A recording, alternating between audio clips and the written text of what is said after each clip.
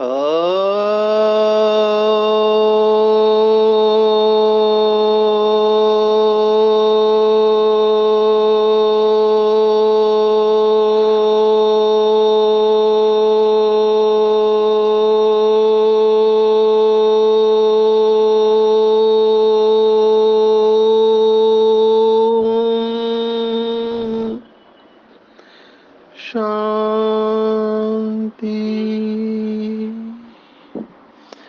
आज 7 फरवरी 2023 भारत में मंगलवार है।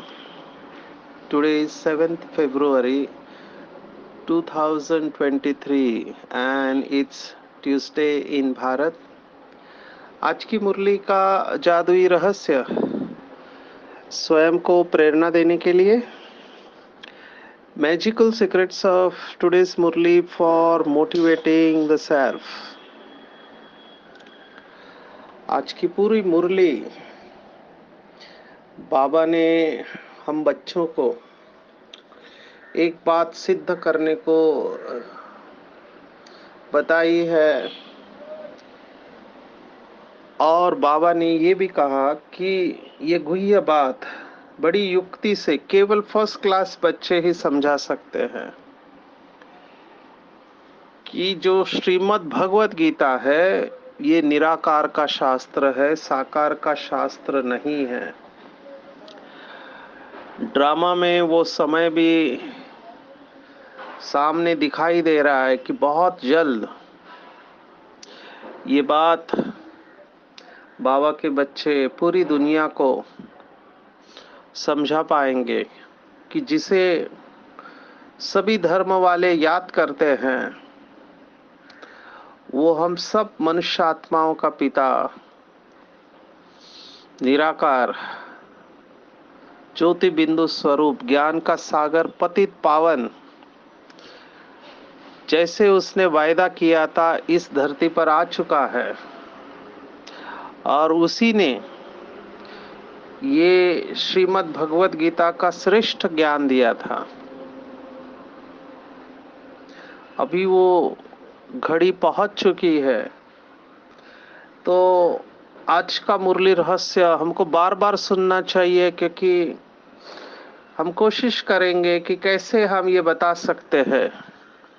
इसमें काफी सारे संदर्भ दिए जाएंगे तो आप इन श्लोकों को याद कर सकते हैं, कंठस्थ कर सकते हैं, दूसरों को भेज भी सकते हैं।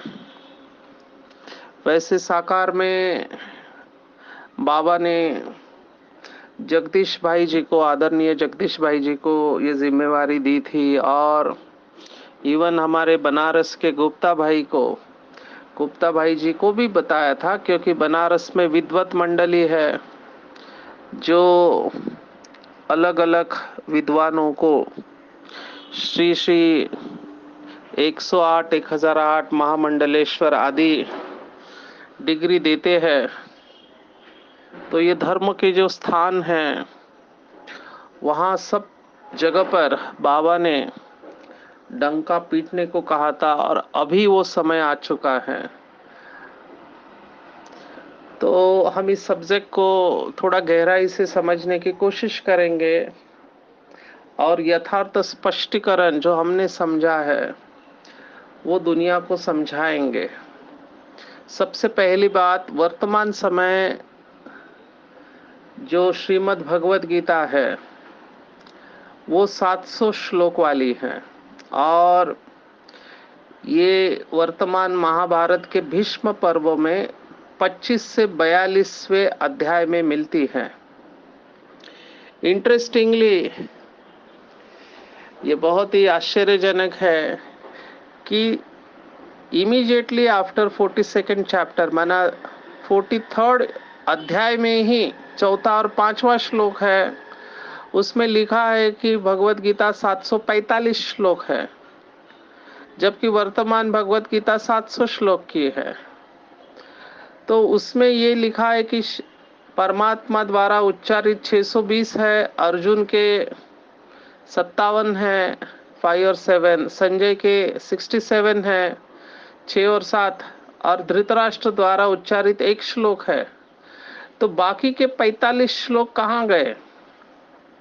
क्योंकि 700 श्लोक वाली वर्तमान श्रीमद् भगवत गीता में भगवान उवाच 574 है, 574 अर्जुन के 84 है, 84 है, संजय द्वारा 41 है, 41 और धृतराष्ट्र का एक श्लोक है।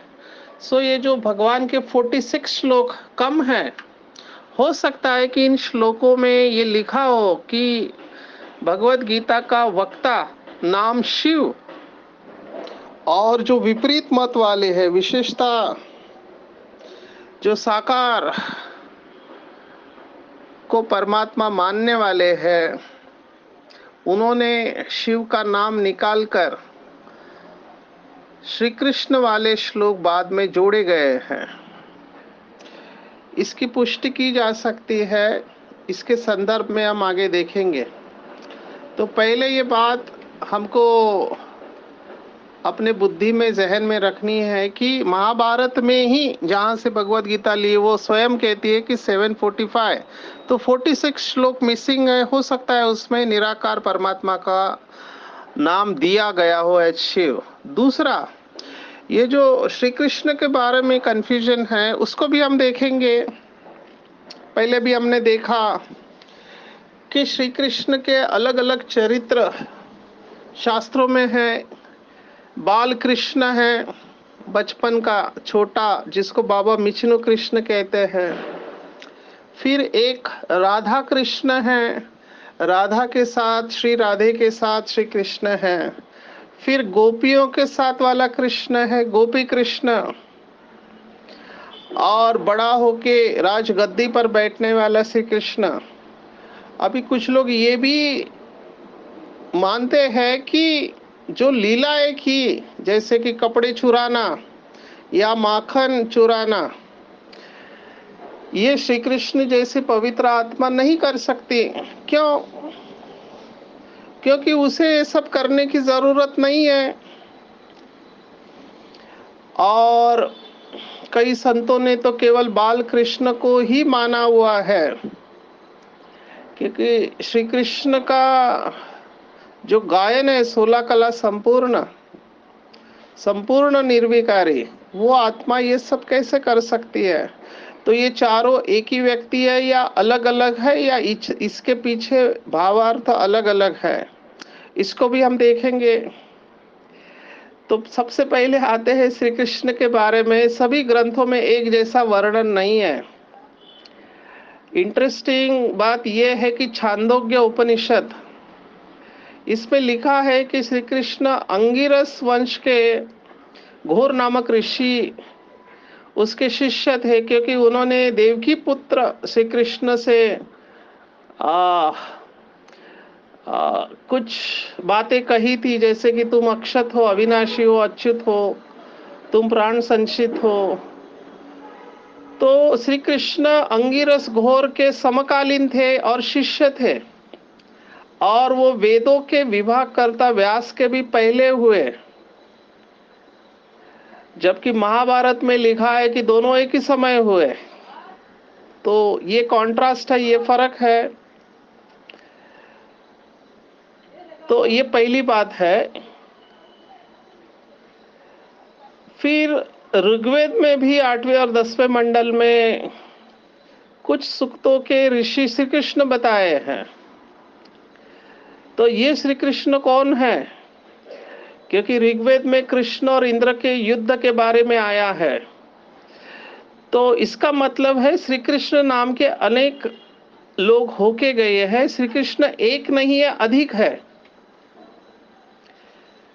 फिर कौशिक की ब्राह्मण में भी कृष्ण अंगिरस का नाम उल्लेख आता है। फिर एक गोत्र है, ये मुझे इंटरेस्टिंग लगा, जिसको कार्ष्णेय गोत्र कहा जाता है। अभी गोत्र हम जानते हैं जिससे वंश की शुरुआत होती है। जैसे हमारा गोत्र है कश्यप गोत्र, माना कश्यप ऋषि से हमारी वंश परंपरा चालू हुई। ऐसे किसी का गोत्र वशिष्ठ हो सकता है, किसी का भृगु हो सकता है, जिसको भार्गव कहते हैं। तो गोत्र माना जहां से शुरुआत हुई। ये मुझे इंटरेस्टिंग इसी से लगा, क्योंकि वैसे तो हम सबका गोत्र ब्रह्मा है, ब्रह्मा से सृष्टि की शुरुआत हुई और हम सबसे पहली रचना है। तो शास्त्रों में जो वर्णन है कि सप्तर्षि से, 7 ऋषियों से पूरे सृष्टि की रचना हुई, मनु से सप्तर्षि, ये भी बहुत इंपॉर्टेंट है क्योंकि परमात्मा ने पहला फर्स्ट पर्सन ब्रह्मा को बनाया। ब्रह्मा ने 8 माताओं का ट्रस्ट बनाया और उस 8 माताओं से फिर बाकी सभी का जन्म हुआ, ब्रह्मा मुख वंशावली, तो वो गोत्र हो गए। लेकिन अगर देखा जाए 111 तब होता है जब श्री कृष्ण गद्दी पर बैठता है, जब उसका नाम श्री नारायण रखा जाता है, उसी से नीचे देवताएं उतरते हैं, तो फिर उस गोत्र को हम कार्ष्णीय गोत्र कह सकते हैं। और इस गोत्र का आदि पुरुष कृष्ण को माना गया है और समयांतर उस कृष्ण का गीता के कृष्ण के साथ अभेद स्थापन कर दिया गया। इसके पीछे भी मैंने जहां पर ये युद्ध हुआ जिसका वर्णन है हरियाणा में कुरुक्षेत्र जो डिस्ट्रिक्ट है जहां पर युद्ध हुआ, ऐसे कुछ लोग मानते हैं। वहां पे गीता का म्यूजियम है, उसके डायरेक्टर से हमने पूछा, तब उन्होंने भी स्वीकार किया कि श्रीमद् भगवत गीता ये निराकार का ही शास्त्र है क्योंकि परमात्मा निराकार ही हो सकता है। फिर हमने उनको पूछा श्री कृष्ण का नाम कहाँ से आया, तब उन्होंने कहा कि उस समय द्वापर युग में बुद्ध की आत्मा का प्रभाव था, तो उसके सामने हम किसे खड़ा करें। तब उन्होंने श्री कृष्ण के चरित्र को परमात्मा करके उसके सामने रख दिया। तो ये वैष्णव और शैव संप्रदाय के बीच में जो भी खींचातानी है, जिसके वजह से हो सकता है निराकार का नाम निकालकर साकार श्री कृष्ण का नाम डाल दिया गया। ऋग्वेद काल से छांदोग्य उपनिषद जो बाद में लिखे गए तक एक ऋषि कृष्ण की भी परंपरा चली आई है और इस उपनिषद में जिस कृष्ण का नाम है उस कृष्ण के गुरु घोर अंगिरस ने उसे ज्ञान दिया था, उसका श्रीमद् भगवत गीता के ज्ञान से साम्य है, सिमिलैरिटी है। इसीलिए कुछ लोग ये भी कहते हैं कि जो अर्जुन को गीता ज्ञान दिया गया था ये छांदोग्य उपनिषद वाले ही श्री कृष्ण है। अभी ये भी इंटरेस्टिंग है। अभी और कुछ बातें हम देखेंगे कि क्यों ये निराकार का शास्त्र होना चाहिए। तो गीता में कृष्ण के लिए बहुत सारे नाम आए हैं। कौन से नाम आए? भगवान के बहुत सारे नाम आए, उसमें केशव, जनार्दन, अच्युत, ऋषिकेश वगैरह है। तो केशव शब्द का अर्थ है क माना ब्रह्मा, अ विष्णु, ईश शंकर माना तीनों देवों के रचयिता, जनार्दन माना जनता की प्रार्थना स्वीकार करने वाले, अच्युत माना जो अपने पद से कभी भी न गिरने वाले, जिनका कभी पतन नहीं होता, एक रस और आनंद में रहते हैं। और अर्जुन के साथ अनक, परंतप, गुड़ाकेश, भारत आदि नाम आए हैं। तो एक व्यक्ति के लिए इतने सारे नाम क्यों, ये एक पहला प्रश्न है। दूसरा, क्या भगवान का नाम संज्ञावाचक हो सकता है? नहीं हो सकता, क्योंकि परमात्मा अजन्मा है, ऐसे स्वयं भगवत गीता कहती है कि परमात्मा अजन्मा है। गीता में तो स्पष्ट कहा है कि भगवान सूर्य के समय समान तेजोमय है। तो इतना अगर तेजोमय है तो कृष्ण माना वो सावला कैसे हो सकता है? अगर सावला है भी तो सावले को सावले कहना अशिष्टता है। तो भगवान के सभी नाम गुणवाचक है, जैसे आज के मुरली में बबुलनाथ आया है। तो कृष्ण शब्द को हम देखेंगे कि कृष्ण धातु सत्ता का वाचक और न आनंद का वाचक है। तो कृष्ण परमात्मा का एक गुणवाचक नाम है जिसका अर्थ है सच्चित आनंद स्वरूप होने के कारण परमात्मा का लाक्षणिक नाम कृष्ण है। जो भक्तों के मन को खींचकर अपने समान आनंद स्वरूप बना देता है, वो कृष्ण है।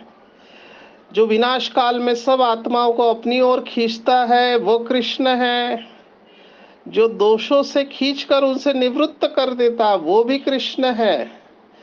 जो शत्रुओं का दमन करता है अपनी शक्ति से, वो भी कृष्ण है। जो भक्त जनों को प्राप्त करता है, न प्राप्त हो सकने वाले पुरुषार्थों को, वो भी कृष्ण है। तो परमात्मा का ये गुणवाचक नाम है। तो परमात्मा कृष्ण इस रूप से है। अभी परमात्मा कौन हो सकता है भगवत गीता के आधार से? तो बहुत सारे श्लोक है जो हमने पहले भी देखे। अभी आज के रहस्य में इसको एक एक हम देखेंगे। तो सबसे पहले स्वयं परमात्मा कहते हैं 7वें अध्याय में, 7वें अध्याय में बहुत 7वां 8वां 9वां 10वां 15वां अध्याय और 13वां अध्याय, इन अध्यायों में और 4था अध्याय, इन सब में परमात्मा का बहुत अच्छा परिचय आया है। तो 7वें अध्याय में जो 26वां श्लोक है, उसमें परमात्मा कहता है कि बच्चे, संसार में मुझे कोई नहीं जानता, तो मैं अपना परिचय स्वयं ही आकर बताता हूँ। वेदाहम समतीतानि वर्तमानानि चार्जुन भविष्यानि च भूतानि माम तु वेद न कश्चन। ये स्वयं भगवान 7वें अध्याय में कह रहा है। और 9वें अध्याय में परमात्मा ने कहा है कि मैं जो हूँ, जैसा हूँ, मुझे सभी लोग नहीं जानते। अहम ये सर्वयज्ञानां भोक्ता च प्रभुरेव च न तु माभिजानन्ति तत्त्वेनात्त।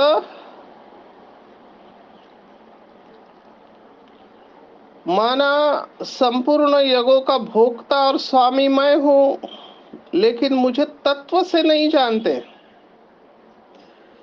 ऐसे 9वें अध्याय में 24वां श्लोक आता है। फिर कंटिन्यूअसली 10वां अध्याय अगर आप देखो, जिसका नाम है विभूति योग, तो विभूति योग में दूसरे श्लोक से ही भगवान कहते हैं, न मे विदुसुरगणा प्रभवम च न महर्षया अहम आदि ही देवानां महर्षिणाम च सर्वशा। माना मेरी आदि और उत्पत्ति को देवता लोग भी जानते हैं, न महान ऋषिगण, क्योंकि मैं इन सब का कारण हूँ। ये 10वें अध्याय में दूसरा श्लोक है।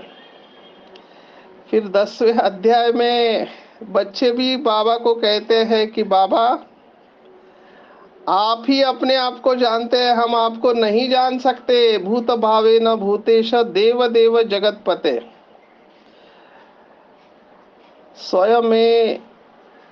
स्वयं आत्मना आत्मनम वेत्थम त्वम पुरुषोत्तम।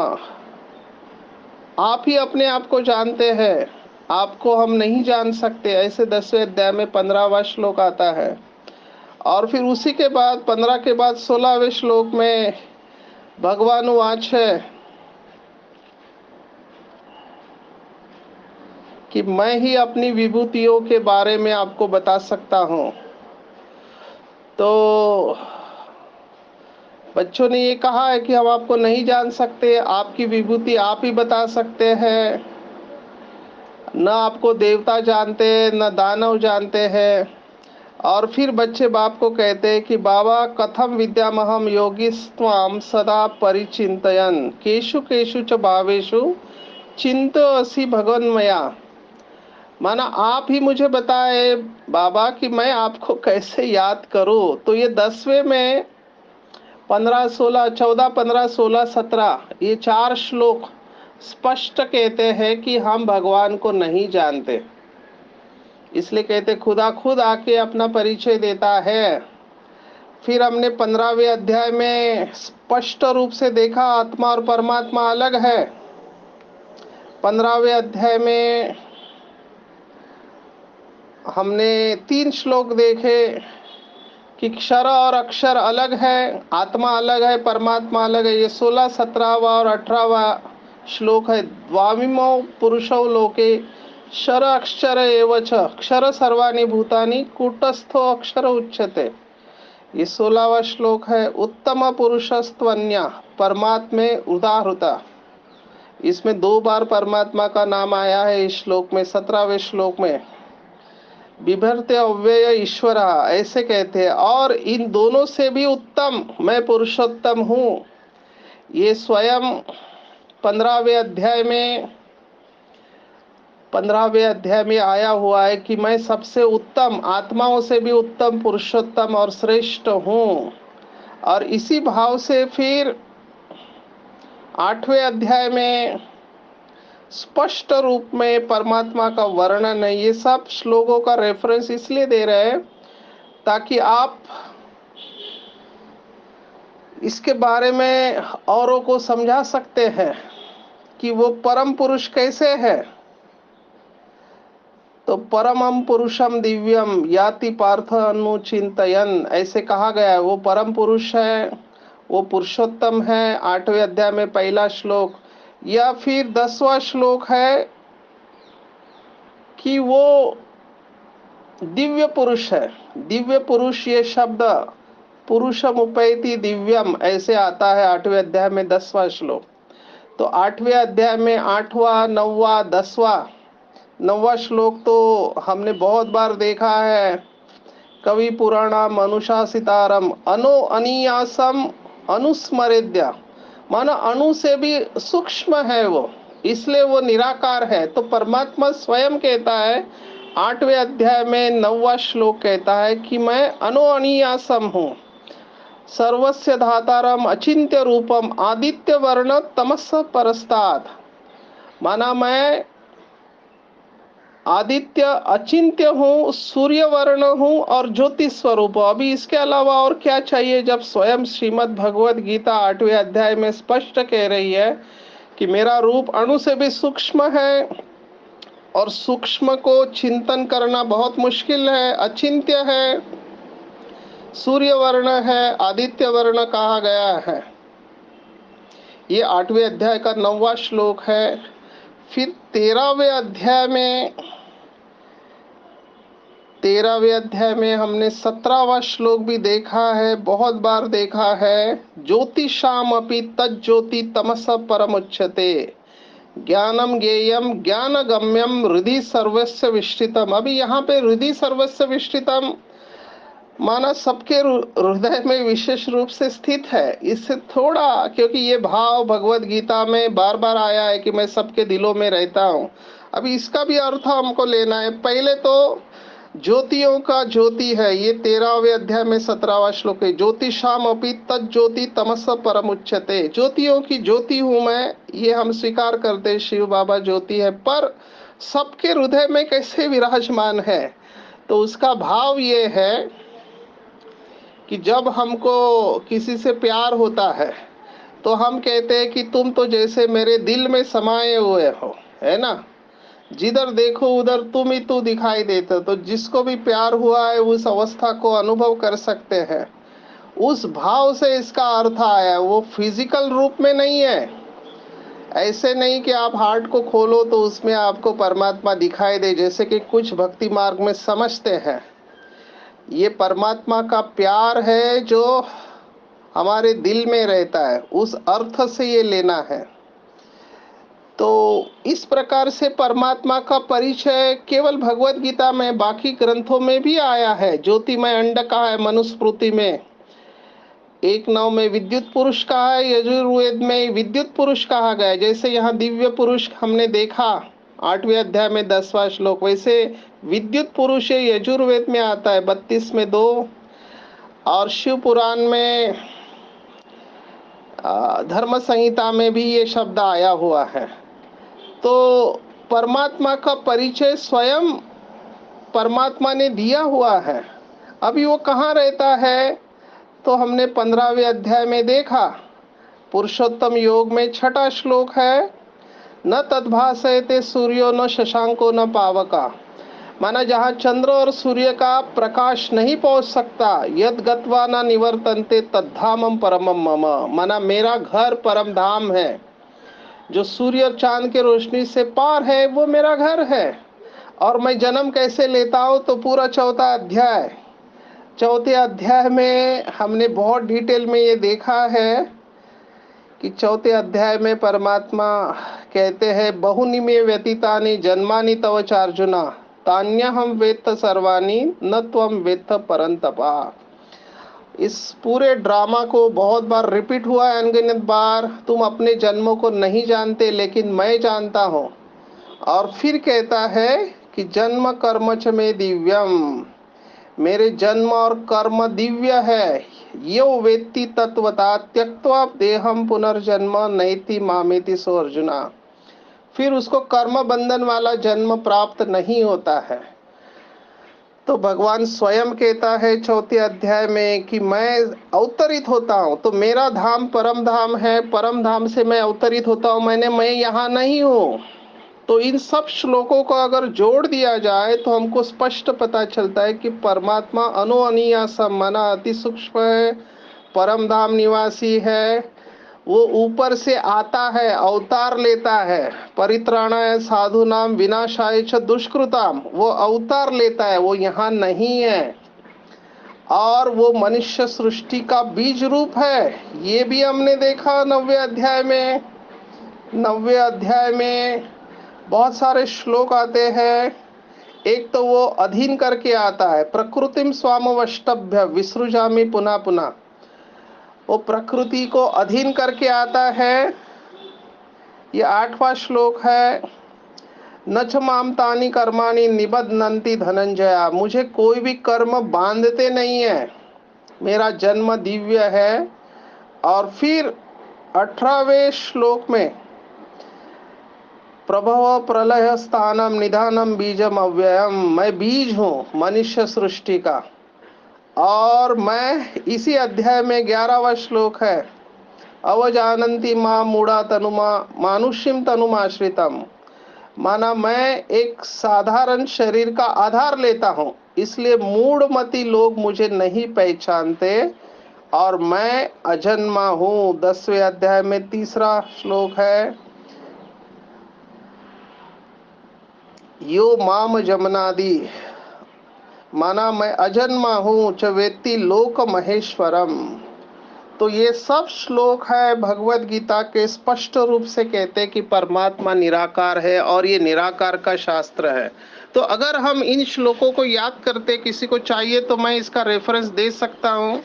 हम स्पष्ट किसी को भी बता सकते हैं कि ये स्वयं भगवत गीता ही कहती है कि ये निराकार का शास्त्र है। और बाबा ने आज यही कहा है कि श्री कृष्ण भगवत गीता का रचयिता नहीं, लेकिन श्री कृष्ण का जन्म ही भगवत गीता से हुआ है। श्री कृष्ण तो छोटा बच्चा है और श्री कृष्ण किसी को बच्चा बच्चा नहीं कह सकता, केवल शिव बाबा ही बच्चा बच्चा कह सकता है। तो इस स्मृति को पक्का करेंगे जो भी इस बात को, लेकिन बहुत प्यार से हमको रखना है, क्योंकि लोगों की भावना है श्री कृष्ण में। तो ज्ञान को बुद्धि में धारण करना है, जितना हमारा योग अच्छा होगा। बाबा ने तो आज भगवत गीता की और एक बात कही है कि ध्यान से ज्ञान श्रेष्ठ है और मुझे ज्ञानी तो बच्चे प्रिय है। ये भी 7वें अध्याय का 16-17वां श्लोक है। 4 प्रकार के बच्चे हैं, ज्ञानी, जिज्ञासु, अर्थार्थी।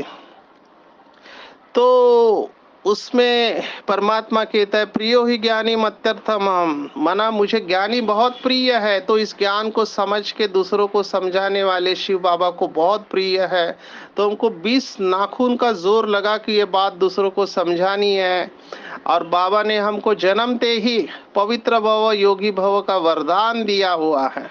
तो सदा हम इसी खुशी के ज्ञान के झूले में झूलते रहेंगे। सर्वगुण मूर्त ज्ञान मूर्त सुख शांति स्वरूप बन बाबा को प्रत्यक्ष करने का प्रयास करेंगे और बिंदु बन जाएंगे। मेरा यह अनुभव है कि हमको किसी को सिद्ध नहीं करना है, बहुत प्यार से बिंदु स्वरूप में रहना है। हमारी अवस्था ही बाबा को प्रत्यक्ष करेगी।